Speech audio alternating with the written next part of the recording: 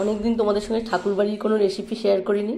তো দেখো আমি ইলিশ মাছ নিয়েছি, ইলিশ মাছের মধ্যে নুন দিলাম আর লেবু দিয়ে দিচ্ছি আমি। আর আমার লাগছে দেখো নারকেলটা আমি দুধ বানিয়ে নেব, আর লাগছে পেঁয়াজ, শুকনো লঙ্কা, আদা, আর লেবুটা তো আমি এর মধ্যে দিয়েই দিলাম। তো চলো দেখি। নারকেলের দুধটা আমি বের করে রেখেছি এই ছিবড়েটা ফেলে দিয়ে।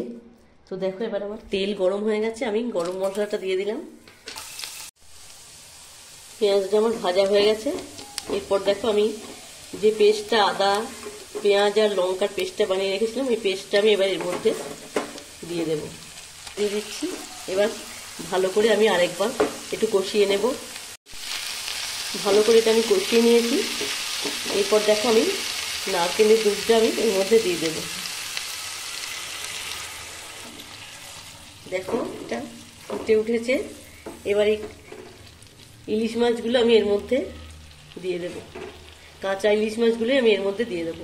ঠাকুরবাড়ির আর আগে অনেক ইলিশের রেসিপি তোমাদের আমি শেয়ার করছি তোমাদের সঙ্গে। তো বেশিরভাগ কাঁচা ইলিশই ঠাকুরবাড়িতে রান্না করা হতো, এটা টেস্ট অন্যরকম হয়। তো দেখো এবার আমি ঢাকা দিয়ে দিচ্ছি। নারকেল দুধ দিয়ে ঠাকুরবাড়ির এই ইলিশের রেসিপিটা আমার একদম রেডি হয়ে গেছে। দারুণ একটা গন্ধ বেরিয়েছে, তোমরা একবার অবশ্যই ট্রাই করো।